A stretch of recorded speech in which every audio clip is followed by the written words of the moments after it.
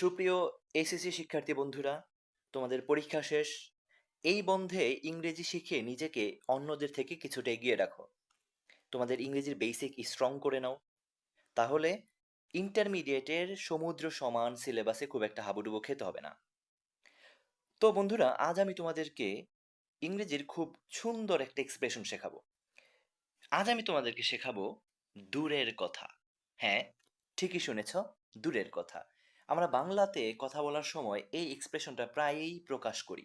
আমরা এমনটা প্রায়ই বলি, আমি একটা সাইকেল কিনতে পারি না, একটা বাইক তো দূরের কথা। আমরা বাংলাতে কিন্তু এই এক্সপ্রেশনটা প্রায়ই দেই। আমি একটা সাইকেলই কিনতে পারি না, একটা বাইক তো অনেক দূরের কথা।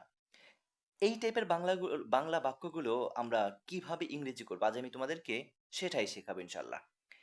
তো দূরের কথা, এই এক্সপ্রেশনটা ইংরেজিতে আমরা প্রকাশ করব লেট অ্যালোন এই ফ্রেজটা দিয়ে। লেট অ্যালোন এই ফ্রেজটা দিয়ে আমরা দূরের কথা এই এক্সপ্রেশনটা প্রকাশ করব। লেট অ্যালোনের আগে যে ছোট কাজটা আছে সেটা উল্লেখ করব। লেট অ্যালোনের পরে যে বড় কাজটা, যেটা করা আরো বেশি অসম্ভব, সেটা উল্লেখ করব। যেমন সাইকেল কিনতে পারো না, এটা একটা ছোট কাজ। আর বাইকটা তো তোমার জন্য আরো বেশি ব্যয়বহুল। তার মানে বাইকটা বড়, বিগ থিং। যদি স্মলার থিং হয় সেটা আমরা লেট এলোনের আগে উল্লেখ করব, আর বিগার থিং হইলে সেটা আমরা লেট এলোনের পরে উল্লেখ করব। ঠিক আছে? তো আমরা এই বাক্যটা এখন ইংরেজি করি, চলো। আমি একটি সাইকেলই কিনতে পারি না। কেন ইংরেজি তোমরা জানো? কেন ইংরেজি buy? I can not buy, আমি কিনতে পারি না। I can not buy a cycle, আমি একটা সাইকেলই কিনতে পারি না।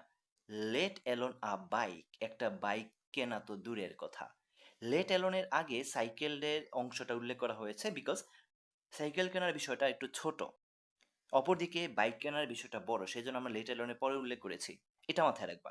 লেট অ্যালোন মাঝখানে হবে, যেই বিষয়টা কেনা বা যেই বিষয়টা তুমি বলতে চাচ্ছ এটা তুলনামূলক সহজ, সেটা লেট অ্যালোনের আগে হবে। আর যেই বিষয়টা তুলনামূলক বেশি কঠিন, সেটা লেট অ্যালোনের পরে হবে। ঠিক আছে? যদি এটা বুঝে থাকো তাহলে তোমাদের জন্য হোমওয়ার্ক।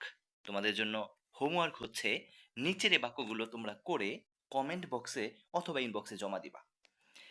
ধরো এখানে কয়েকটা বাক্য আমি উল্লেখ করেছি। দেখো, একটা বাক্য এখানে বলা আছে, আমি একটা অ্যান্ড্রয়েড ফোনই কিনতে পারি না, একটা আইফোন তো দূরের কথা। কেন ইংরেজি অলরেডি তোমরা জানো। 2 নম্বর বাক্যটা দেখো, আমি জিপিএ 3 পেতে পারবো না, জিপিএ 5 পাওয়া তো দূরের কথা। এই যে জিপিএ পাওয়া বা রেজাল্ট পাওয়া, এটা গেট শব্দ ব্যবহার না করে অবটেইন শব্দটা ব্যবহার করবা। অর্জন করা বা লাভ করা অর্থে অবটেইন শব্দটা ব্যবহার করবা। কেমন? তো আমি জিপিএ 5 পেতে পারবো না। পারবো না এটা ক্যান নট দিয়ে প্রকাশ করা যায়। ক্যান নট পারি না এবং পারবো না বর্তমান ভবিষ্যৎ দুইটা ক্ষেত্রেই প্রযোজ্য। তারপরে বাক্যটা দেখো, সে হাঁটতেই পারে না, দৌড়ানো তো দূরের কথা। সে হাঁটতেই পারে না, দৌড়ানো তো দূরের কথা। হাঁটা ইংরেজি জানো ওয়াক, আর দৌড়ানো ইংরেজি রান। পরের বাক্যটা খেয়াল করো, তারা তারা 1 মাইলেই দৌড়াতে পারে না, 5 মাইল তো দূরের কথা। পরের বাক্যটা, তুমি ইংরেজি পড়তেই পারো না, বুঝতে পারা তো দূরের কথা। তোমরা জানো বুঝতে পারা বা বোঝার ইংরেজি হচ্ছে আন্ডারস্ট্যান্ড। ঠিক আছে? তো এখানে 5টা বাক্য তোমাদের জন্য হোমওয়ার্ক রইল।